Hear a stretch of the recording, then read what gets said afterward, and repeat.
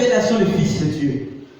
Maintenant, je nous pose la question de savoir si l'évangélisation, donc le fait d'aller annoncer la bonne nouvelle, est-ce que c'est un moyen ou un objectif pour le chrétien? Oui, c'est un non, mais tu dois savoir, tu dis. C'est un objectif. Un objectif? Oui. C'est ça l'objectif? Oui. Ok. Oui, frère. Un objectif? Oui, frère, l'a dit. Donc tu réfléchis encore.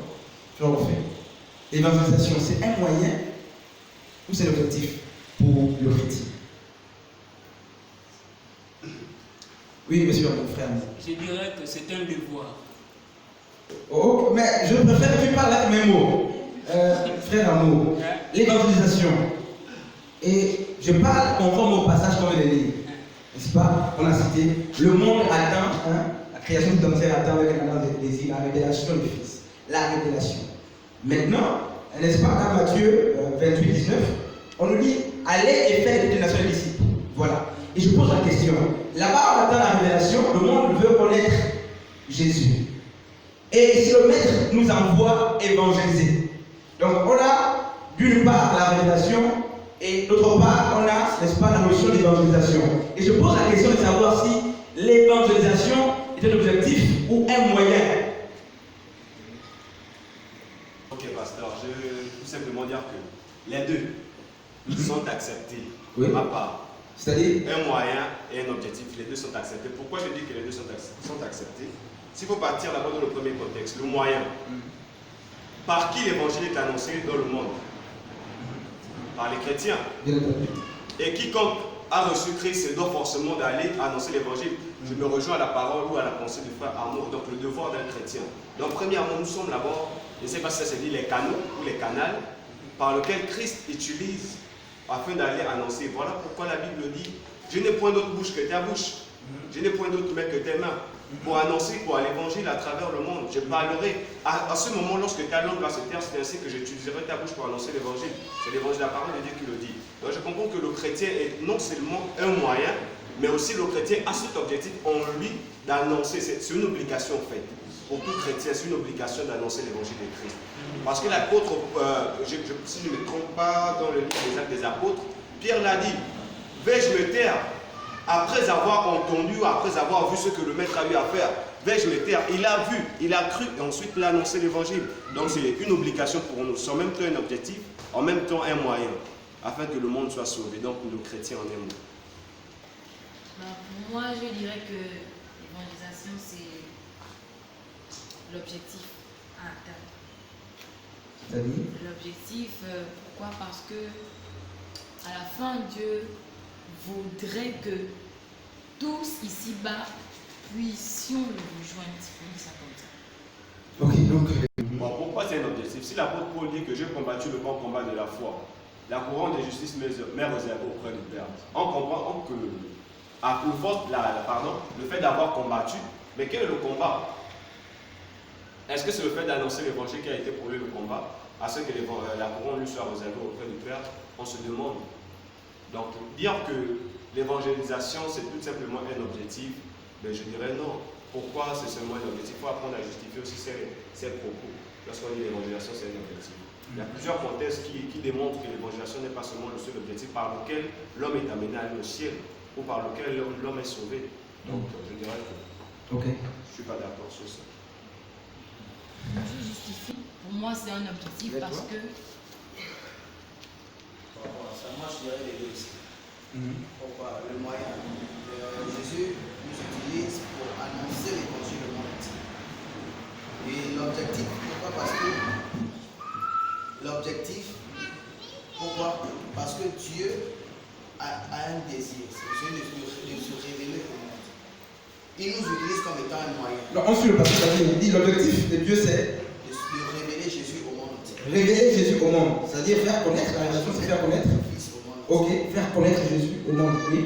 Et il nous utilise comme étant ce canal pour révéler Christ à l'humanité. Par quel moyen? Au moyen de l'évangile.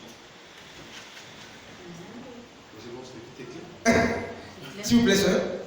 Terminal, je pense, nous allons examiner que l'évangélisation, et c'est d'ailleurs le pasteur David a dit, il dit, Dieu veut se révéler, n'est-ce pas, au monde. Et d'ailleurs, le monde attend connaître ce Dieu-là. Et il n'y a que l'Église, donc l'épouse, pour montrer la vérité, n'est-ce pas, de Dieu, le Père, au monde. Voilà.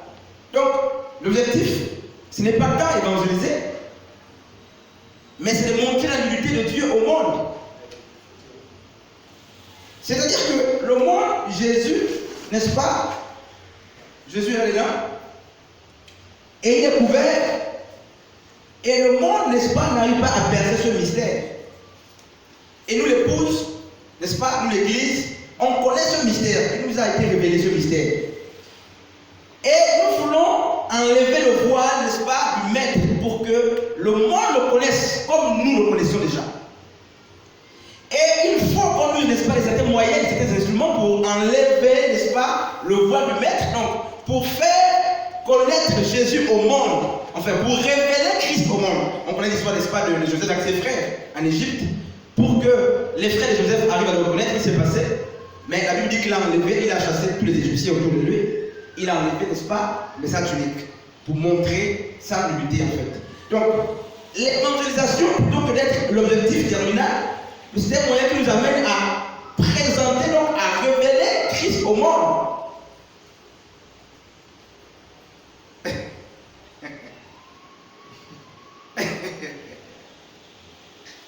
Non, il faut qu'on soit d'accord. Il faut qu'on soit d'accord pour qu'on avance, sinon on ne peut pas avancer. Non, il faut entre frères. Il y a la notion de la révélation. Donc il y a la révélation ici, il y a la révélation. La révélation, donc il y a l'évangélisation ici. Et l'inverse n'est pas possible. À moins que je me trompe, monsieur, mon frère Amour. La navette, est-ce que la navette est possible? C'est l'évangélisation qui doit nous amener à révéler. Et l'inverse. D'abord, tu es révélé, tu as reçu la révélation du Seigneur et tu as l'obligation d'aller parler aussi, n'est-ce pas, de ce Dieu à d'autres personnes autour de toi. Et tu uses de quoi? Tu utilises quoi? Le moyen, l'évangélisation. Enfin, tu utilises cet instrument-là afin que le monde aussi autour de toi arrive à découvrir, n'est-ce pas, la personne de Jésus-Christ. Voilà. Donc, finalement, l'évangélisation n'est pas l'objectif terminal, mais le moyen par lequel Christ doit être révélé. quand il se révèle. C'était juste quelques points pour. Maintenant, Pasteur Christ, oui, j'ai une question. Concernant l'évangile annoncé. Alors, dans l'évangile annoncé, est-ce qu'il y a plusieurs types d'évangiles qui vont en ce sens? Ok. Quelqu'un peut répondre, est-ce qu'il y a plusieurs types d'évangiles? Ou il y a un seul évangile?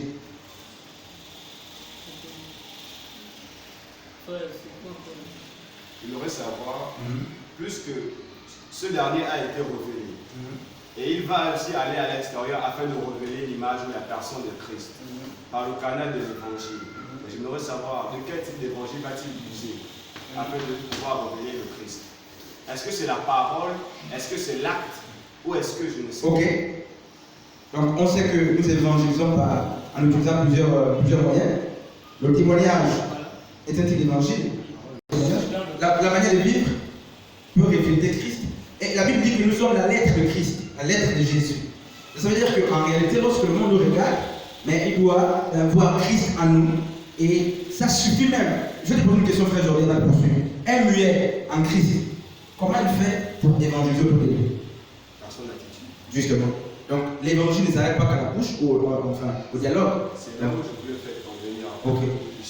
Ok, merci beaucoup. Donc l'évangile ne s'arrête pas que, merci frère aujourd'hui, ne s'arrête pas que, n'est-ce pas, par l'articulation des mots, le témoignage aussi, n'est-ce pas, c'est une forme d'évangile. Donc le témoignage n'impacte le plus souvent que ceux qui nous ont connus ou ceux qui sont autour de nous. Voilà. Parce que si je vais aller en parler, mais personne ne connaît mon témoignage là-bas. Comment est-ce que je vais t'attirer? Il faut que je mette du temps, il faut que je me découvre, il faut que j'observe, n'est-ce pas, ma manière de vivre. Finalement, comment évangéliser? On va lui répondre à la question, on reste dans cette lutte. Maintenant, je vous pose la question sur ça, les 3 QCPO. Ça va nous aider, n'est-ce pas, à répondre à la question comment évangéliser. Maintenant, pour la petite histoire, vous allez vous rendre compte que ne peut évangéliser que celui qui a une expérience avec le Seigneur. Donc c'est lui qui est justifié, c'est lui qui est élevé. Donc l'objectif, vous l'avez vous-même dit, l'objectif c'est de révéler Christ. Le Christ qui s'est révélé à nous. Donc si tu ne l'as pas connu, tu ne pourras pas parler de lui. Et on va dire quelques histoires, n'est-ce pas, pour comprendre. Nous sommes dans, n'est-ce pas, Jean 4, l'histoire de la femme samaritaine, n'est-ce pas, qui a connu Jésus au cours d'une conversation au puits. Et après la conversation avec Jésus-Christ, elle a rapporté le témoignage de la personne de Jésus-Christ, n'est-ce pas, dans son village. Pourquoi? Parce qu'au préalable, elle-même a été impactée par, n'est-ce pas, la personne de Jésus-Christ. Elle a reçu le témoignage de Jésus-Christ. Donc elle avait une idée de la personne de Jésus-Christ. Voilà pourquoi elle pouvait se permettre d'aller parler de Jésus aux autres. Donc tu ne peux pas aller évangéliser si toi-même tu ne connais pas Jésus, tu ne connais pas le Seigneur.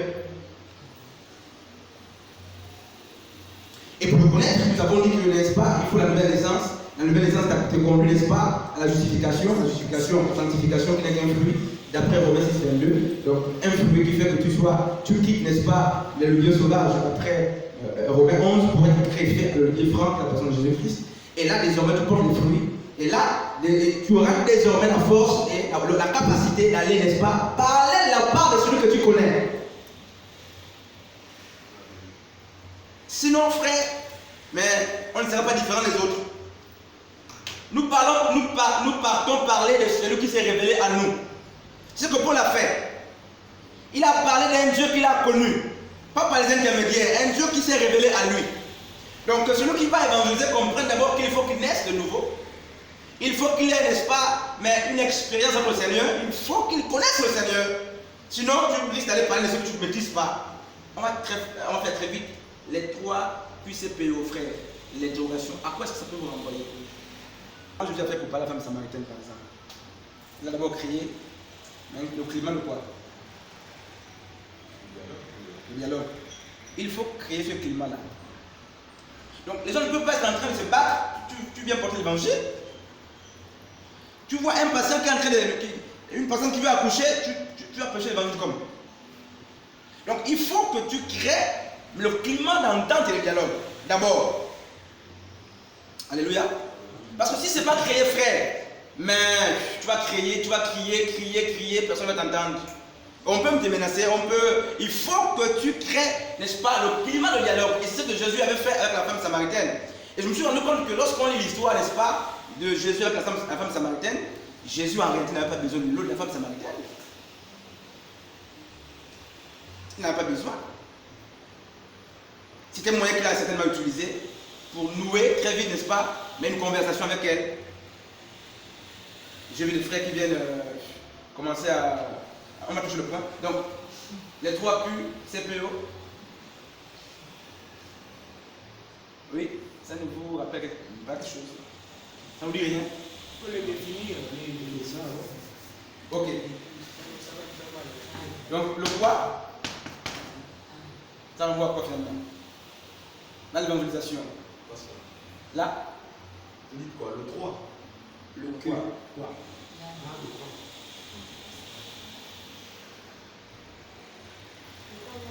Le quoi?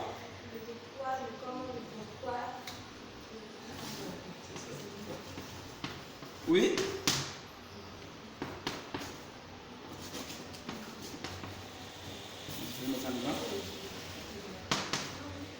On va vous arrêter là. Donc finalement, monsieur, frère Amour, tu disais, finalement l'évangélisation, on va faire quoi? L'évangélisation, c'est Annoncer Jésus. on annonce quoi finalement quand on veut évangéliser? On annonce la raison. Là? La résurrection de Jésus.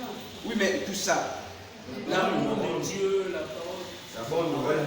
Mais justement, c'est la bonne nouvelle tout ça. Parler de Jésus-Christ, le témoignage de Jésus-Christ, de sa mort, sa venue, le déploiement de l'amour, c'est la bonne nouvelle du royaume. Donc c'est la bonne nouvelle. C'est la bonne nouvelle qui est annoncée. Et quand faut-il annoncer la bonne nouvelle? Oui, sœur, avec le verre, s'il te plaît. Quand?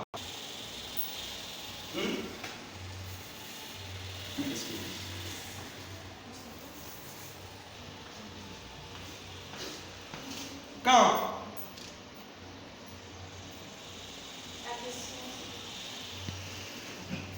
qu'on va annoncer quelle est la bonne nouvelle? Ça répond à la question quoi? Dans les 3 Q qu'on a ici. Et le quand?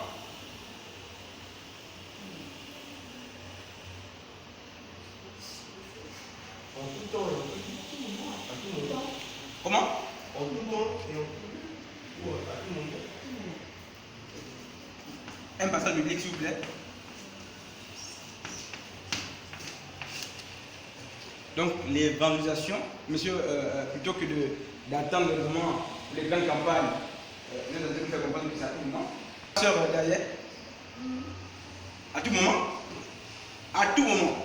véritablement à tout moment. À tout moment, oui, moi je soutiens. À tout moment. Frère, donc aide-nous. En fait, moi, c'est quand tu as l'opportunité. Comment? Quand tu as l'opportunité de faire l'annoncer une bonne nouvelle. Parce que comme vous avez pris un exemple, que par exemple, vous avez quelqu'un qui est sur le point d'accoucher. Vous n'allez pas commencer à lui parler. Ok. Tu pourras faire quelque chose pour l'aider. En faisant la chose pour la femme enceinte en question, c'est une évangélisation. Donc, à tout moment. C'est-à-dire en apportant ton aide à la femme enceinte. Bien tant que tu vas pas dire que Jésus t'aime, machin, mais il y a forcément quelque chose que tu feras qui va attirer l'attention de la femme en question. Quand tu peux, quand l'occasion se présente, normalement, c'est ça. Quand tu as l'occasion. L'évangile, on le fait. Et lorsque tu n'as pas, tu restes aussi comme ça. Bon, on va lire. Ou bien. Et la sœur a dit le contraire. Non, la sœur, elle a soutenu la thèse que c'est à tout moment. À tout moment. Seul. Bon, moi, je peux dire que annoncer la bonne nouvelle, bon, pour les gens que je vois annoncer la bonne nouvelle, ils peuvent annoncer une bonne nouvelle physiquement, mais moi, je pense que spirituellement, avec l'esprit, tu peux vite annoncer la bonne nouvelle. Ouais. Ça veut dire quoi? Je veux dire que le Saint-Esprit, il te dirige, parce que comme ça, je ne sais pas comment expliquer ça. Occasion qu'on doit prêcher l'évangile. Où est le temps réservé pour l'évangile? Comme dans nos églises, il faut aller des campagnes parfois, il y a des campagnes d'évangélisation. Est-ce qu'il y a un temps pour l'évangile? Un temps d'écouter l'évangile? Est-ce que c'est à tout moment? En toute occasion? Bon. C'est ça? En fait, moi j'ai une préoccupation. Il parle avec le mégaphone là. Ils ont écrit Alléluia, Jésus vous aime. Et toutes les dames qui étaient là, en fait, les gens ne suivaient pas parce qu'il y avait le bruit, ça faisait comme une sorte de désordre. Et moi, pour moi, je me suis dit qu'on ne peut pas évangéliser comme ça parce que, en fait, je me disais qu'il faudrait que ça soit dans un endroit, en fait, je ne sais pas où les gens peuvent écouter. Parce qu'il y a le bruit, lui il est en train de crier, là-bas il y a la musique qui sort de chaque côté, mais lui il est en train d'évangéliser pour dire que Jésus vous aime et tout. Mais il y a du bruit, les autres n'écoutent pas, je ne sais pas. Donc, je ne sais pas s'il faut dire que c'est à tout moment, ou lorsque les gens sont disposés ou disponibles. Oui, vous avez dit quelque chose à peine. Est-ce que le fait d'annoncer l'évangile devait être à tout moment ou à une occasion? Est-ce qu'il y a le temps pour que l'évangile soit annoncé? Vous avez pris l'exemple de l'église. Que par contre, dans nos églises, nous avons parfois Enfin, ça c'est un peu ce qu'on oui, constate. oui, c'est vrai. Il y a des temps déterminés pour les campagnes d'évangélisation. Ça, c'est le cadre de l'église. Mais est-ce que le chrétien doit être limité? Voilà, justement. Est-ce que le chrétien, moi je dis non. doit être assujetti à un temps, à une publicité avant de parler de la part du Seigneur? Ou c'est à toute occasion? C'est à toute occasion. Toutefois que tu vis, en fait, c'est quoi le but du fait que tu t'élèves et que tu sois debout? Si ce n'est d'annoncer le nom de Christ. Ok, merci. 2 Timothée 4, on va vérifier 2 Timothée 4, 2. Timothée 4, à partir du verset 2. Prêche la parole. Insiste en toute occasion, favorable ou non. Ok, c'est bon, ça. Merci. Voilà. Donc, même pour la commencer en train de Donc, mais pendant qu'elle accouche, non, enfin. Pendant qu'elle accouche. Mais l'évangile peut, mais on peut tout parler par le Seigneur. Et on a bien dit avec M. Jordi que l'évangélisation n'est pas que la parole. Bien sûr. Donc, le comportement peut témoigner à la personne de Jésus-Christ. Puisque l'évangélisation, c'est présenter Jésus au monde, c'est représenter Jésus-Christ. Par notre manière de vivre, de faire. Mais dans cette femme qui accouche là, qui n'a pas d'aide, le fait qu'un chrétien ou une chrétienne la soulève, est-ce que c'est pas une forme de La révélation de la. Donc, frère, est-ce que frère Darcy, donc c'est en toute occasion favorable ou non, d'après ce que la sœur vient de lire dans 2 Timothée 4, 2. Voilà. Maintenant, à qui? Au début, le frère Orphée nous a dit, c'est aux frères Et aux sœurs, c'est ce que le frère nous a dit depuis le départ. C'est ce que tu nous as dit ou bien je fais. Voilà. Et tu nous as dit que c'était à qui? À tout le monde. C'est ce que j'ai dit, à Frère tout le Yann. monde. Pas des l'offre. L'évangélisation vient plus au païen. Pourquoi? Parce que, comment dirais-je? Parce que nous sommes tous là, nous sommes tous les chrétiens, nous savons comment, nous connaissons tous la parole de Dieu. S'il parle des païens, pourquoi les païens? Jésus va dire que je ne suis pas venu pour les bons, des personnes bien portantes. Ce n'est pas celui qui est en forme qui a besoin d'un médecin, mais par contre celui qui est malade, qui a besoin de médecin. Donc, premièrement, l'évangile se rabat d'abord auprès des personnes qui n'ont pas connaissance de Christ. Mais s'il faut parler du cas des chrétiens, je parlerai, si bien que la Bible dit que fortifiez-vous les uns les autres, d'une fortification pour ceux-là qui sont déjà en Christ, afin que notre foi soit solide. Merci frère. La peine de poser une question aux gens. Tu es né ou tu es chrétien ou pas? Vous faites comment? Bon, pour moi, lorsque je me rapproche d'une personne, personnellement, je ne cherche pas à savoir si la personne est chrétienne. Parce que si tu viens, tu commences à poser la question à la personne, est-ce que tu es chrétien? Elle va te dire oui, je suis chrétien, je n'ai pas besoin de l'évangile. Et cette personne peut être rétrograde. C'est fini. Mais par contre, lorsque tu te rapproches, ne demande pas, annonce l'évangile de Christ et tu pars. Justement. Donc c'est.